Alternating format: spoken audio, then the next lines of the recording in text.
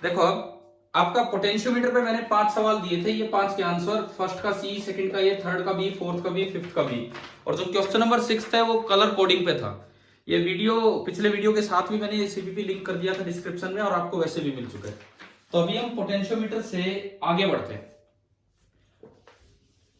अब देखो, हमने मीटर ब्रिज पढ़ लिया, हमने पोटेंशियोमीटर पढ़ लिया। मीटर ब्रिज का मेन काम था अननोन रेजिस्टेंस डिटरमाइन करना, पोटेंशियोमीटर का मेन काम था वोल्टेज डिटरमाइन करना, या फिर ईएमएफ, या फिर इंटरनल रेजिस्टेंस। अब एक कंपैरिजन आता है कि आप अननोन रेजिस्टेंस डिटरमाइन कर रहे हो, डिटर्मिनेशन ऑफ अननोन रेजिस्टेंस। एक बार ओम्स लॉ से, एक बार हम अननोन रेजिस्टेंस डिटरमाइन करेंगे बाय ओम्स लॉ, एंड एक बार हम डिटरमाइन करेंगे बाय मीटर ब्रिज। तो हम ये देखना चाहेंगे कि कौन सा मेथड बेटर है। ये आपको बोर्ड दिख रहा है, कुछ और दिख रहा है? मुझे तो स्क्रीन पे कुछ और ही नजर आ रहा है। ये फाल्गुनी फाल्गुनी स्क्रीन कहां से आ गई यहां पे?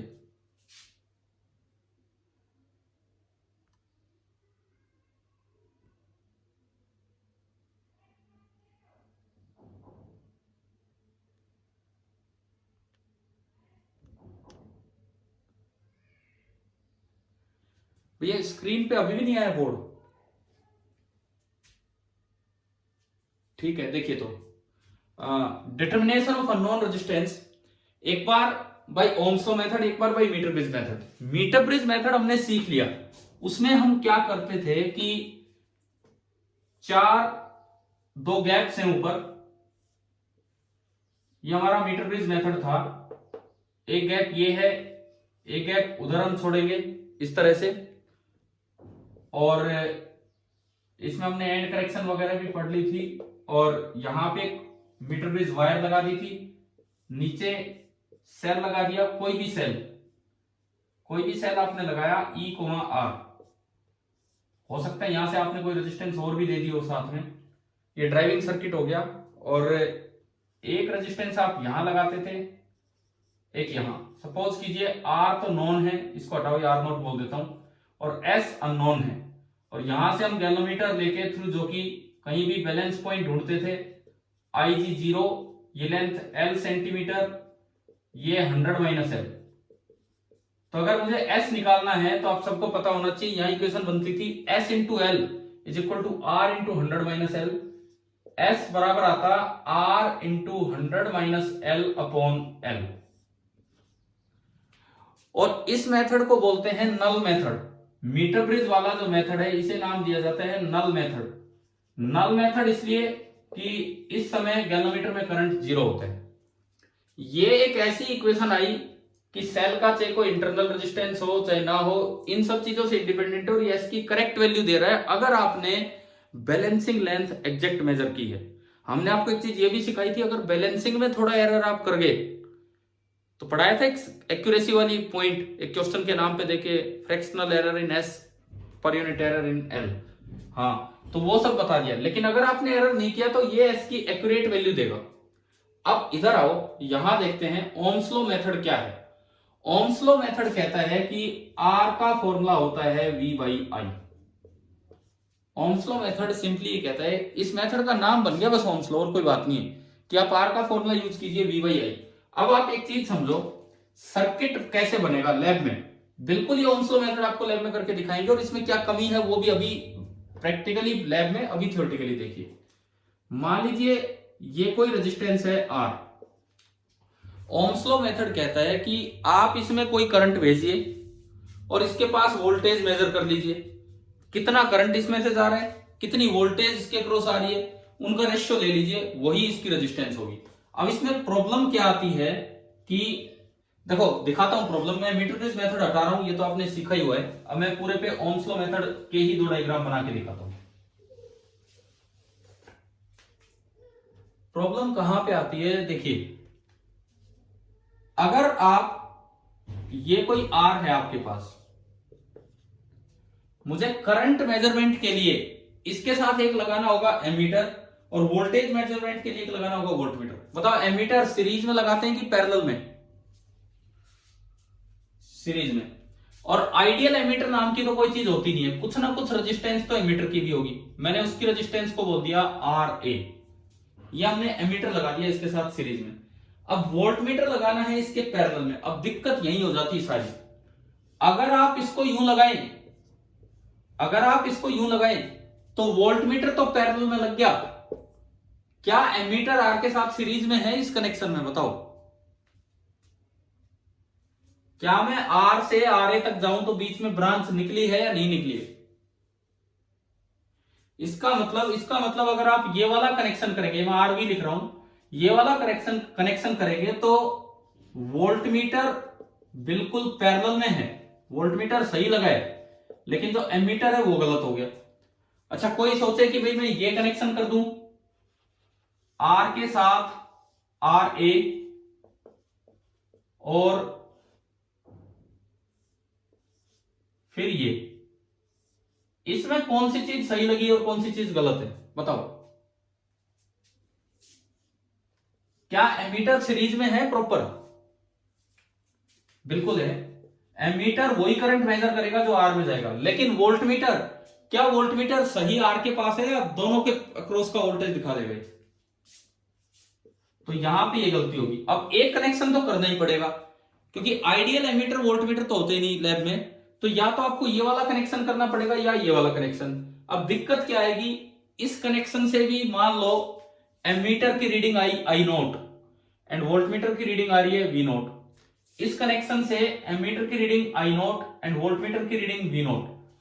ओम्स लॉ मेथड कहता है कि रेजिस्टेंस की वैल्यू, रेजिस्टेंस की जो वैल्यू होगी, देखो this is a part of A circuit, this is also part of A circuit. Ohms law method कहता है कि जो रेजिस्टेंस की मेजर्ड वैल्यू होती है, रेजिस्टेंस की जो मेजर्ड वैल्यू होती है, that is the V by I, मतलब voltmeter reading, that is voltmeter reading upon ammeter reading. Voltmeter reading यहां है V नोट और यहां है I नोट, और यहां इस वाले डायग्राम में भी अगर आप R मेजर्ड निकालोगे तो वो आएगा V note by I note, परंतु ना तो ये सही वैल्यू दे रहा है ना वो सही वैल्यू दे रहा है। अब आप थोड़ा सा दिमाग लगा के यहां ध्यान देके ये बताओ, ये आर मेजर्ड की जो वैल्यू आपने कैलकुलेट की, ये एक्चुअल वैल्यू ऑफ आर से ज्यादा है या कम है?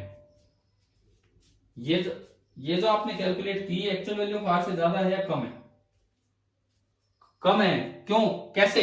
भाई वी तो सही मेजर कर दिया, ठीक है, लेकिन जो करंट है वो इसका चाहिए था, लेकिन अभी तो दोनों का जुड़ के आ रहा है, इसका मतलब जो आई नोट है वो थोड़ा ज्यादा है, एक्चुअल करंट आई कम होगा, तो जो आर की एक्चुअल वैल्यू होगी that will be V note upon I actual. I actual मतलब जो यहां से जा रहा है, and I actual is smaller than I note, इसका मतलब R measured that is greater than R actual, और जो एक्चुअल वैल्यू होगी वो थोड़ी सी कम होगी। सही जवाब दिया। अब एक बार उस कनेक्शन में देख के बताओ कि आर मेजर्ड आर एक्चुअल से ज्यादा आ रहा है कि कम आ रहा है?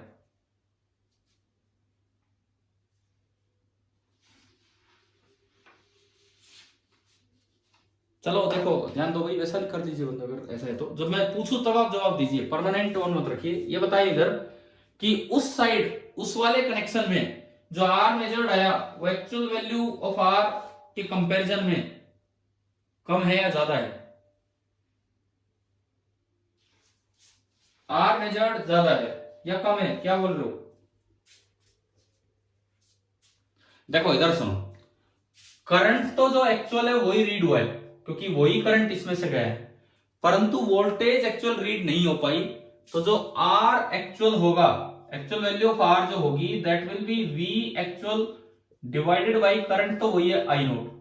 अब वी एक्चुअल तो था केवल इसके पास, जबकि वी नोट तो दोनों के पास है, तो हमें दिख रहा है कि V note is greater than V actual, V note is greater than V actual. इसका मतलब ये हो गया ये बड़ा है, इसका मतलब ये हो गया कि V note is greater than V actual, it means जो आप आर मेजर कर रहे हो that is greater than R actual. पिछली बार क्या आया था, एक बार पिछला भी चेक करते हैं।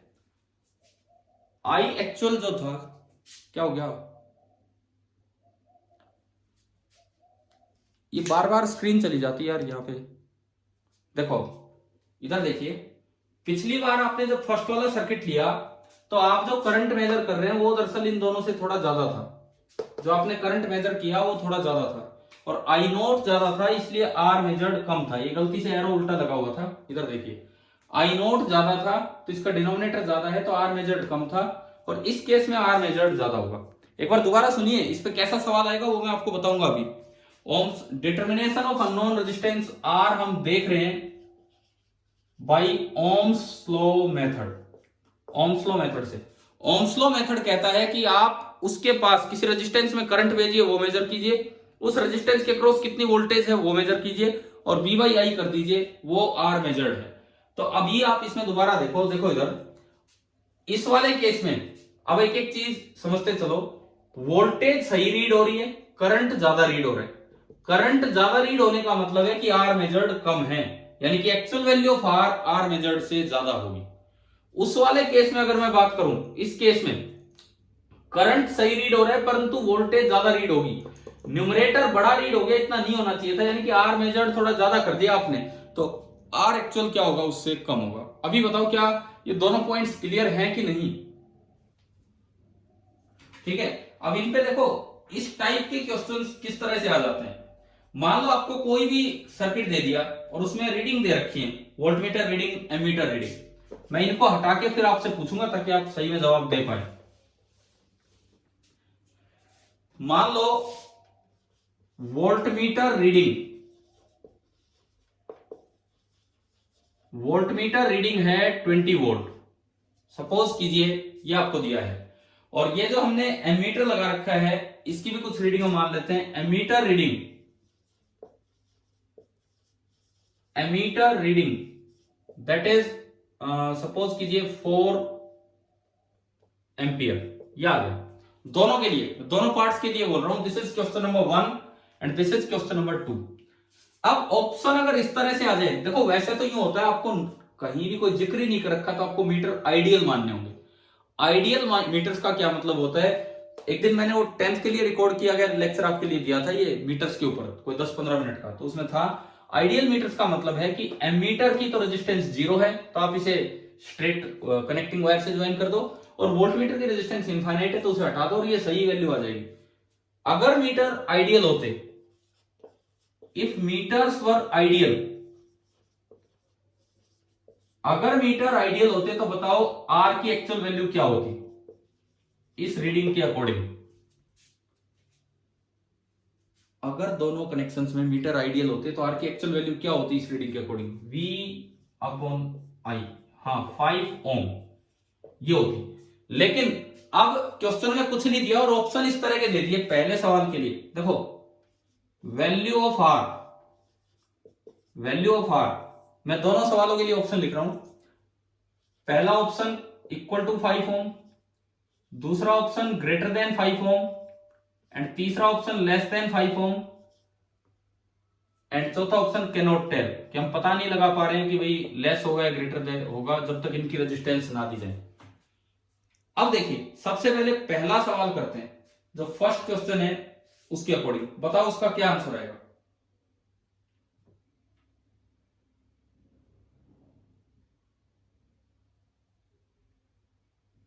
हाँ जी बताओ फर्स्ट वाले का क्या आंसर आएगा।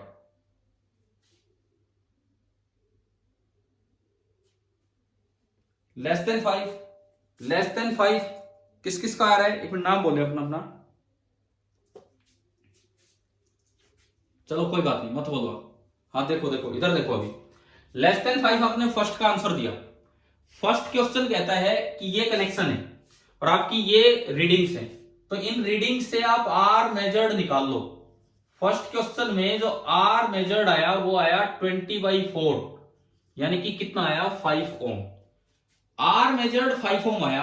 अब आप ये देखो क्या वोल्टेज सही रीड हुई है इसमें, पहले तो ये बताओ क्या इस कनेक्शन में वोल्टेज सही रीड हो रही है? बिल्कुल सही है। क्या करंट सही रीड हुआ है कि ज्यादा रीड हुआ है? हाँ, करंट जो है वो ज्यादा रीड हुआ है। असल में करंट 4 एम्पियर नहीं होगा, तो आप इससे कम कुछ भी मान लो। मान लो कि करंट 2 एम्पियर था, हमने माना कि करंट 2 एम्पियर था।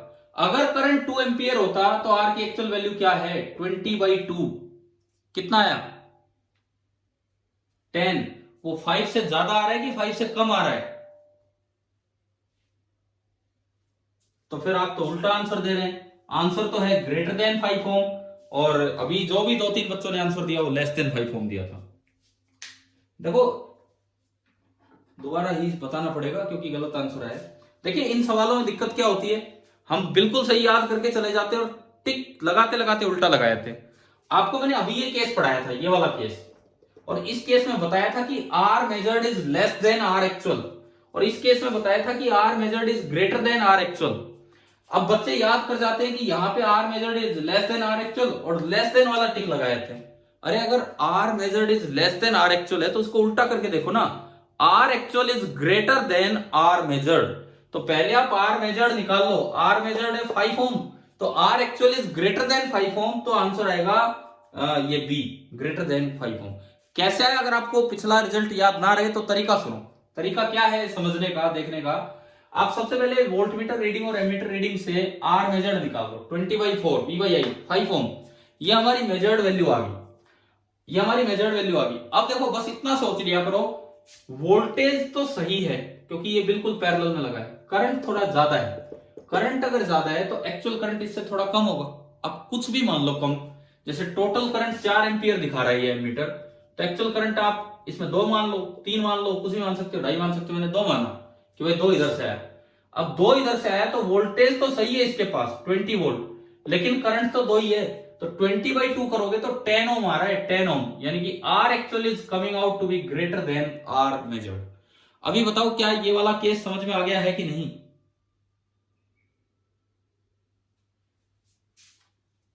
देखो, मैं फिर से बोलता हूं, बच्चे रिजल्ट याद कर जाते हैं कि इस केस में R measured is less than R actual, और टिक फिर लेस देन वाला लगाते हैं। अगर आर मेजर्ड लेस है आर एक्चुअल से तो आर एक्चुअल ग्रेटर है आर मेजर्ड से, तो वो देखना होगा। अब एक बार यही सवाल दूसरे के हिसाब से सोचिए, उसके हिसाब से सेकंड वाले के अकॉर्डिंग क्या आता इसका आंसर।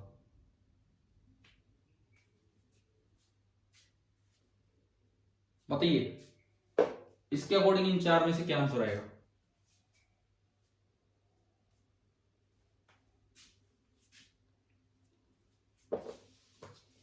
हाँ जी, बताओ, कोई जवाब दो।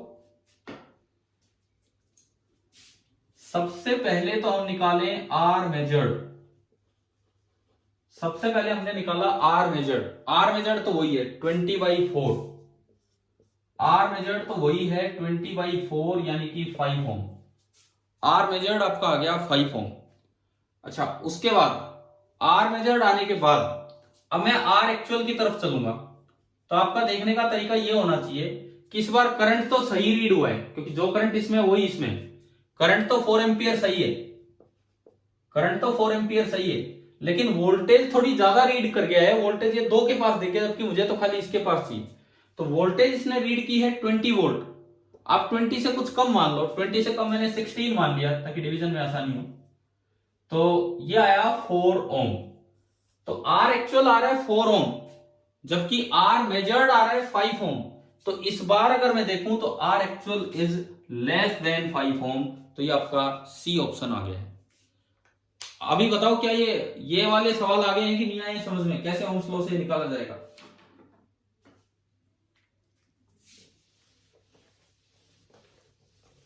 क्लियर है ना सभी को? ठीक है, एक बार जस्ट वेरीफाई कर रहा हूं ताकि आप बता सकें, कुछ ध्यान रहे ये चीज। ये किसी सर्किट में आर था और मैंने यहां पे एक एमीटर लगा रखा है, बस क्वेश्चन ऐसे ही दिया है, और ये एक वोल्टमीटर है। एक बार वोल्टमीटर मैं यहां कनेक्ट करूंगा और एक बार मैं वोल्टमीटर यहां कनेक्ट करूंगा। मैं एक सवाल ले रहा हूं, एक बार मैं वोल्टमीटर को यहां कनेक्ट करूंगा, स्विच लगा दिया K1, और एक बार मैं वोल्टमीटर को यहां कनेक्ट करूंगा, स्विच लगा दिया K2, और एमीटर सीधा कनेक्टेड है। ये है डायग्राम। अब जब हमने K1 को ऑन किया, जब हमने K1 को स्विच ऑन किया, K1 को स्विच ऑन किया, तो पता लगा कि एमीटर रीडिंग तो 10 एम्पियर है। K1 को स्विच ऑन किया तो एमीटर रीडिंग 10 एम्पियर है, और जो वोल्टमीटर रीडिंग है K1 को स्विच ऑन करने पे जो वोल्टमीटर रीडिंग है दैट वाज 2 वोल्ट। लेकिन जब ओनली K2 को स्विच ऑन किया, ओनली K2 को स्विच ऑन किया, क्वेश्चन में दिया है कि एमीटर रीडिंग तो 10 एम्पियर ही है, लेकिन वोल्टमीटर रीडिंग होगी 5 वोल्ट। तो आपको यह बताना है range of values of R, range of values of R. आप इस चीज से क्या प्रिडिक्ट कर सकते हो कि आर की वैल्यू कहां से कहां तक गई होगी, ये हमें प्रिडिक्शन लेना है यहां से।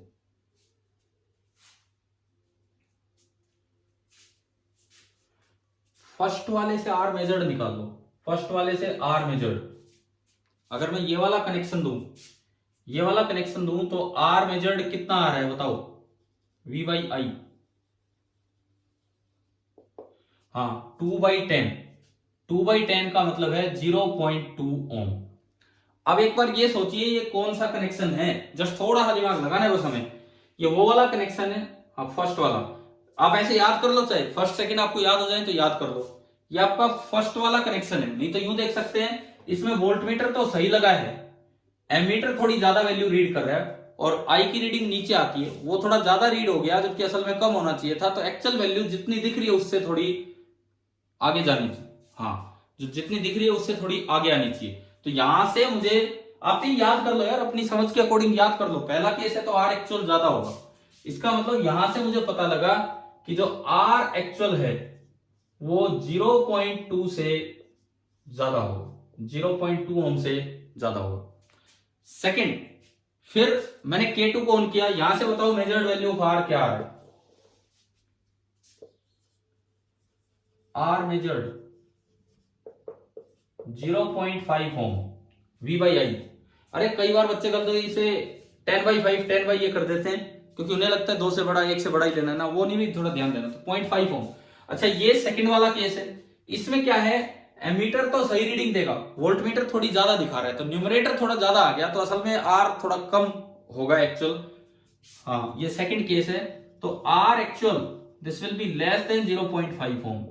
तो इससे तो कम है और इससे ज्यादा है, तो हमें रेंज चाहिए थी। तो ऐसे सवालों में अगर आएंगे तो ऑप्शन 1 क्या ले, ये अच्छी कैटेगरी के सवालों में शामिल होते हैं, क्योंकि ओम्स लॉ मेथड से आधी बार बच्चा बस ओनली V/I तक पढ़ के चला जाता है, जबकि हमें ये चीजें पता लगानी आनी चाहिए। तो जो आर की रेंज आई वो हमारे पास आ गई 0.2 ओम से लेके 0.5 ओम।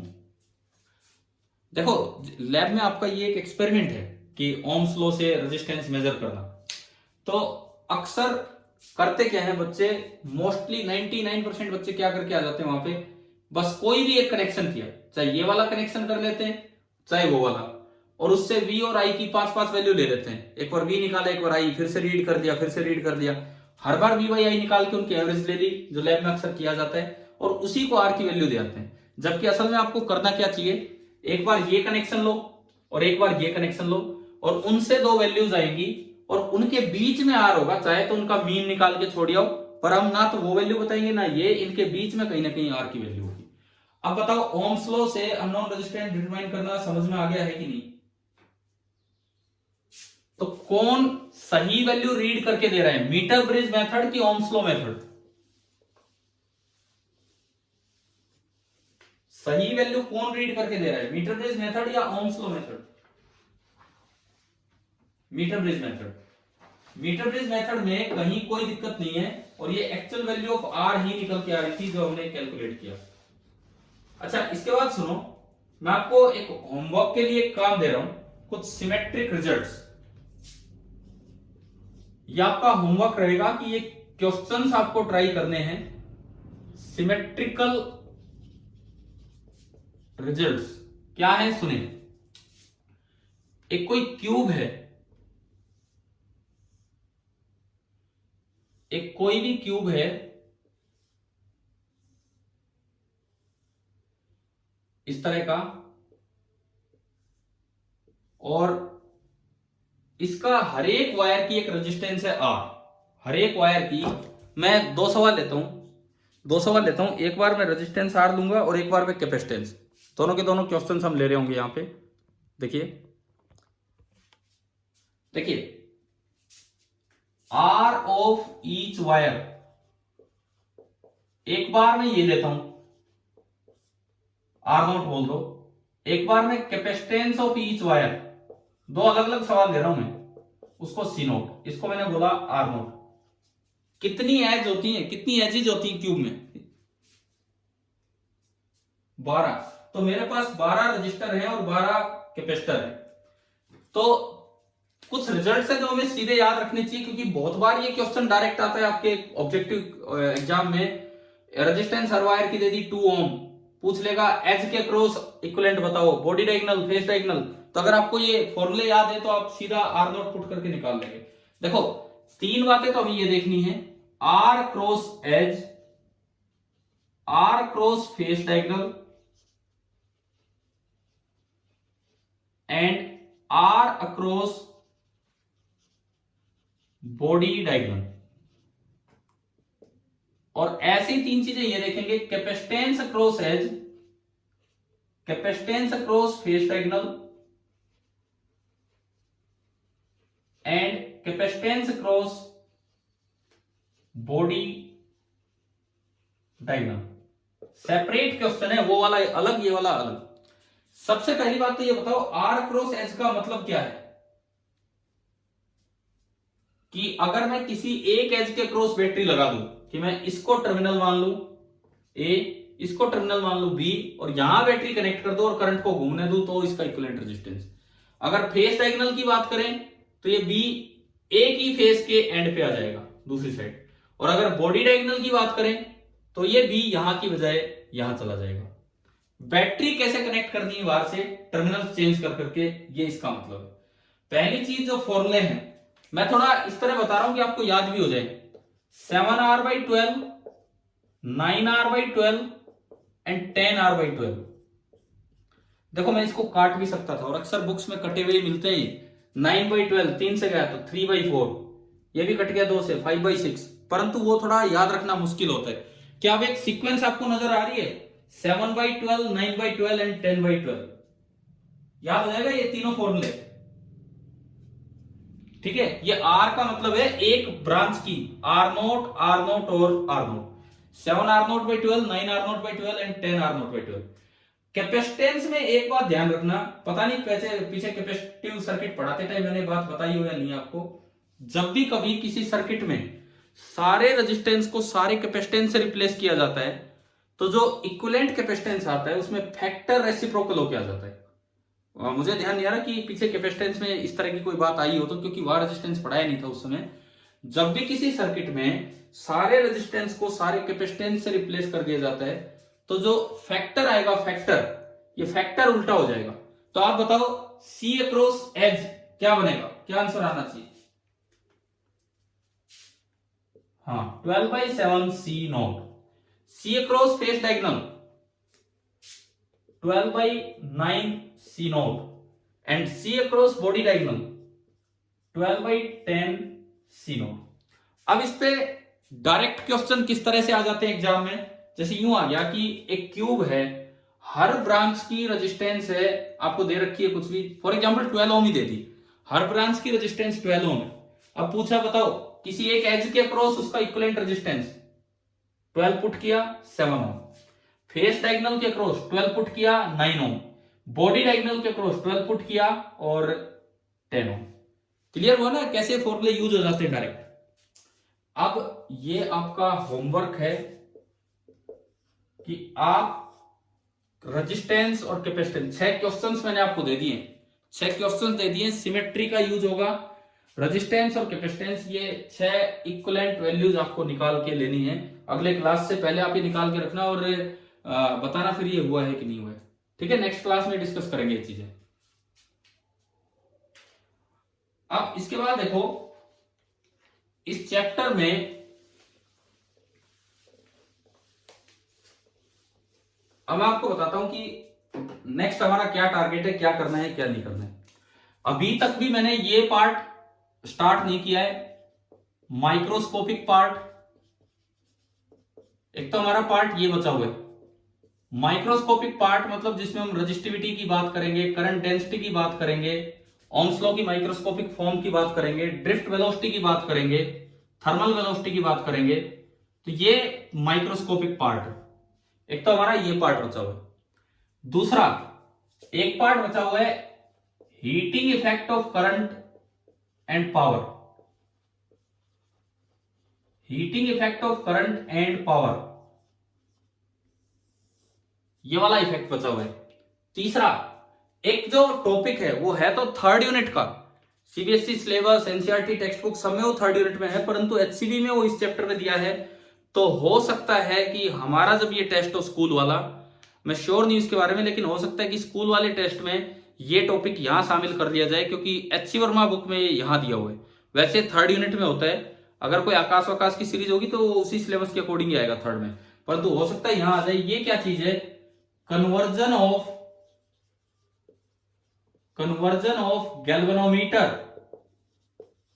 Into ammeter and voltmeter, conversion of galvanometer into ammeter and voltmeter. ये है आपका तीसरा टॉपिक, जो है तीसरी यूनिट का टॉपिक, लेकिन हमें यहां करना पड़ेगा।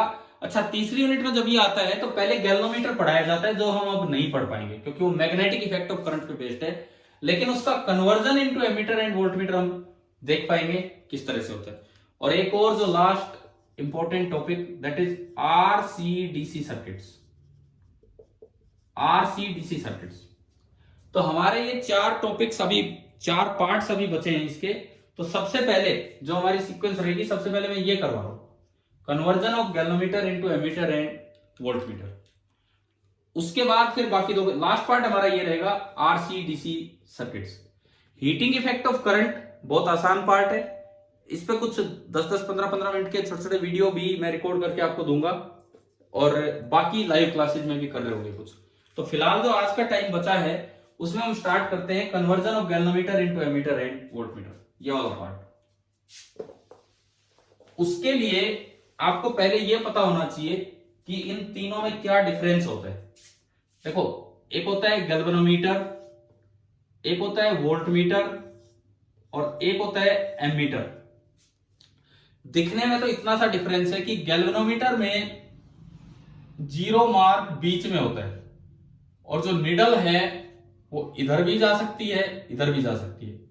एक लास्ट मार्क होता है, एक लास्ट मार्क होता है आईजी, इसे बोलते हैं फुल स्केल डिफ्लेक्शन करंट, इधर भी और उधर भी, कि भाई इससे ज्यादा करंट इसमें नहीं फ्लो हो सकता था।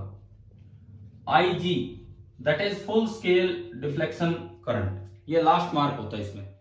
वोल्टमीटर और एमीटर में, वोल्टमीटर और एमीटर में फिक्स होता है 0 मार्क एक साइड एंड दूसरी साइड जो रेंज है उसकी, वो निडल यहां होगी जब आपने यूज नहीं किया है।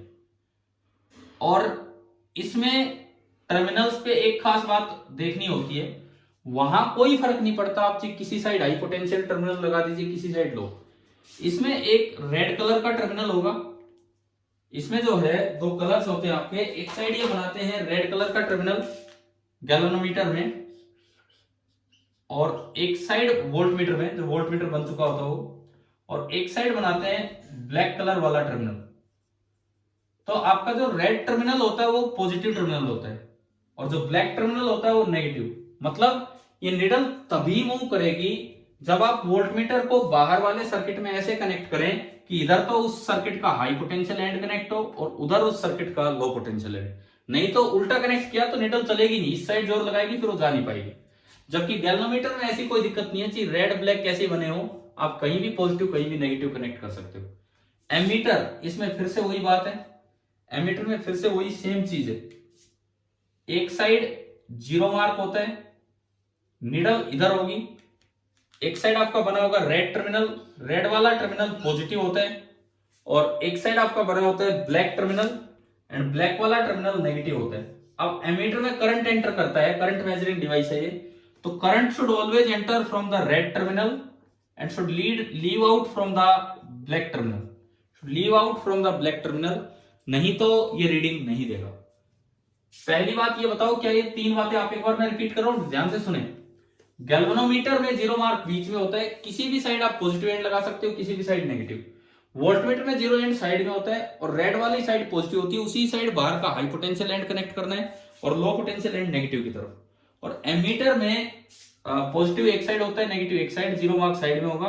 Current should enter through the red positive terminal and should leave through the black negative terminal, तभी वो करंट मेजर कर पाएगा। अच्छा, अब अगली बात कि इनका काम क्या होता है।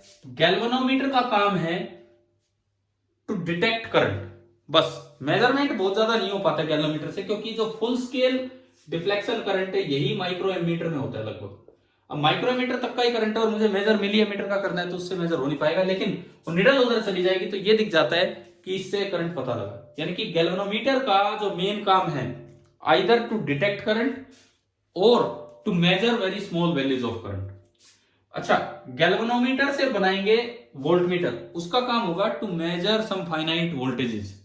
जिस भी सर्किट में वो लगाना होगा, जिस भी डिवाइस के पास आपको वोल्टेज मेजर करनी है उसके पैरेलल में लगा देंगे और ठीक ठाक वोल्टेज मेजर कर देगा, उसकी कुछ रेंज होगी वहां तक की वोल्टेज। और एमीटर, ये तो माइक्रो एम्पियर तक का ही करंट मेजर कर पा रहा था, एमीटर का करंट मतलब है मिली एम्पियर, एम्पियर, इस रेंज के करंट्स को मेजर करने वाले जो मीटर होते हैं वो होते हैं आपके एमीटर। तो पहले तो आप ये बताओ भाई, थोड़ा सा जवाब देना, क्या ये तीनों बातों का मेन काम क्या है, क्या ये समझ में आ गया है कि नहीं। अब मैं ये कन्वर्जन तो अगली बार हो पाएगा, यहां गैल्वेनोमीटर की थोड़ी सी डिटेल देता हूं, क्योंकि गैल्वेनोमीटर की कंस्ट्रक्शनल डिटेल, वर्किंग डिटेल, वो सब तो मैग्नेटिज्म वाले चैप्टर में जानी है, क्योंकि मैग्नेटिक इफेक्ट्स ऑफ करंट पे बेस्ड है।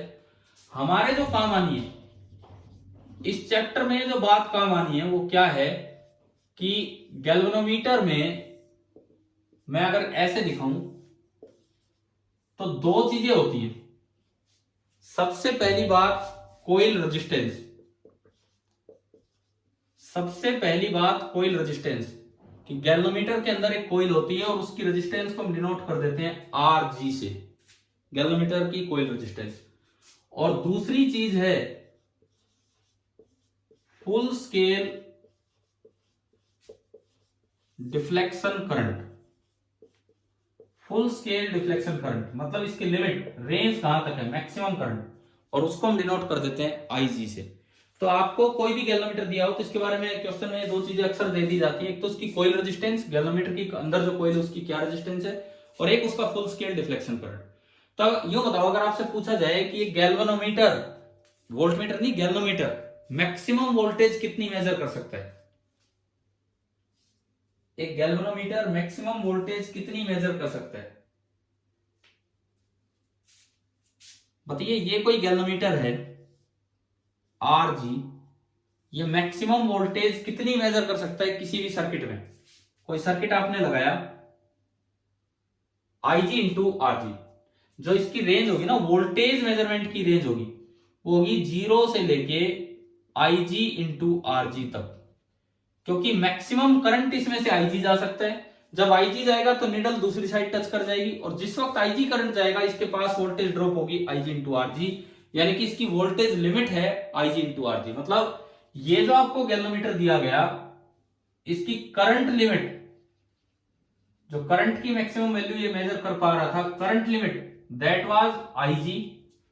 दूसरी बात, इसकी जो वोल्टेज लिमिट होगी, voltage limit that is Ig into Rg। अब आगे हम दो चीजें पढ़ेंगे कि कैसे वोल्टमीटर से एमीटर ना, कैसे गैल्वेनोमीटर से वोल्टमीटर बनेगा और कैसे गैल्वेनोमीटर से एमीटर। तो हम इसकी रेंज बढ़ाएंगे। अभी ये Ig है, अभी ये करंट रेंज Ig है, जब हम इसे एमीटर बनाएंगे तो हम इसकी रेंज बढ़ा के n टाइम्स कर देंगे, 0 से Nig।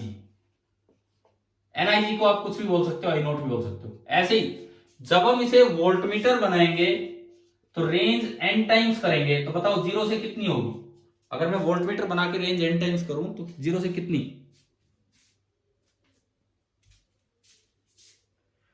बोलिए। हाँ, क्योंकि वोल्टेज लिमिट ये थी और मैं इसकी रेंज करना चाहूंगा n इंटू आई जी इंटू आर जी, और इसको हम V0 भी बोल देंगे। तो हमारे जो बिल्कुल अगले जो नेक्स्ट दो टॉपिक है वो यही है, कन्वर्जन इनटू गैल्वेनोमीटर, ना conversion into voltmeter and conversion into ammeter.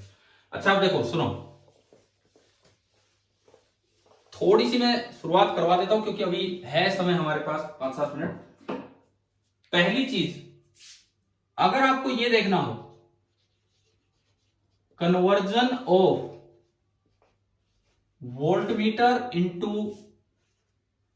यार मैं क्या लिख देता हूं, conversion of galvanometer into voltmeter. सबसे पहले मैं आपको यह बताता हूं, conversion of galvanometer into voltmeter. आपको एक गैल्वेनोमीटर कॉइल दी गई थी और उसकी रेजिस्टेंस थी Rg, और उसमें से कोई भी करंट I फ्लो कर रहा है, लेकिन मैक्सिमम करंट Ig जा सकता था, जिससे इसकी रेंज आ जाती Ig इंटू Rg। अब मैं चाहता हूं कि ये मेरे पास एक बॉक्स है, मैं ये चाहता हूं कि इसी I करंट से ये ज्यादा वोल्टेज दिखाए। I करंट अगर R रेजिस्टेंस में से निकलेगा तो वोल्टेज बाहर दिखेगी I इंटू आर, परंतु मैं उतने से सेटिस्फाइड नहीं हूं, मैं ज्यादा वोल्टेज दिखाना चाह रहा हूं। तो आप बताओ क्या करें, रेजिस्टेंस कैसे बढ़ाएं इसकी? सीरीज में कुछ कनेक्ट करें कि पैरेलल में कुछ कनेक्ट करें? मैं इसकी रेजिस्टेंस बढ़ाना चाहता हूं ताकि वोल्टेज ड्रॉप बढ़े उसी करंट से, तो मैं सीरीज में कुछ कनेक्ट करूं या पैरेलल में कुछ कनेक्ट करूं? सीरीज में। तो पता है टॉपिक तो मैं आपको ढंग से अगली बार ही करवाऊंगा, मैं एक आइडिया दे रहा हूं ताकि अगले लेक्चर के लिए आप तैयार हो। अगले लेक्चर के लिए आप तैयार हो, टाइम मिला तो क्या पता रिकॉर्ड करके भी डाल दिया जाए आप, लेकिन देखो इधर नहीं टाइम मिलेगा तो फिर लाइव वाला ही देखेंगे। ये एक बड़ी हाई रेजिस्टेंस इसके साथ सीरीज में लगा दिया जाता है, RS। RS का मतलब है सीरीज रेजिस्टेंस, और दिस इज वेरी हाई। मतलब एक छोटी सी बात आपको समझ में आ जानी चाहिए कि अगर आप इसको वोल्टमीटर बनाना चाहते थे, मतलब ज्यादा वोल्टेज मेजरमेंट का डिवाइस बनाना चाहते थे, तो आपने क्या किया, उसी से इसकी लिमिट बढ़ा दी। अब देखो जब मैक्सिमम करंट आएगा IG, तो कितना ड्रॉप होगा इसके पास? IG into RG plus RS। तो आपने इसकी वोल्टेज की रेंज बढ़ा दी। सिमिलरली आज का एक आखिरी पॉइंट, ये दोनों चीजें रिपीट होगी, ये और अगला पॉइंट जो मैं अभी बता रहा हूं, जो प्रॉपर टॉपिक की तरह नेक्स्ट क्लास में चलेगा, conversion of galvanometer into ammeter. एक बार लास्ट पॉइंट ये और देख लीजिए ताकि आपको आइडिया लग जाए कि इनमें क्या है। देखिए ये मेरे पास कोई गैल्वेनोमीटर रेजिस्टेंस थी और इसमें से मैक्सिमम करंट जा सकता है IG, लेकिन मैं चाहता हूं कि बाहर से ज्यादा करंट मेजर करना, मैं I करंट मेजर करना चाहता हूं। तो मैं ऐसा क्या करूं कि I बाहर से आए लेकिन इसमें IG ही जाए, मतलब ज्यादा बाहर से आए लेकिन इसमें थोड़ा सा जाए। तो इसके सीरीज में कुछ लगाएं या इसके पैरेलल में? हाँ, पैरेलल में कुछ लगाना पड़ेगा। पैरेलल के लिए वर्ड यूज किया जाता है शंट। मैंने कल शाम को आखिरी लेक्चर में शंट वर्ड यूज किया था।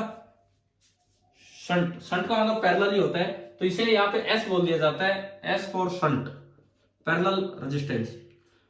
दूसरी बात, मान लो 100 एम्पियर करंट आ रहा है, 100 तो यार बहुत ज्यादा हो गया, मान लो 2 एम्पियर करंट आ रहा है और इसकी लिमिट है केवल 2 माइक्रो एम्पियर।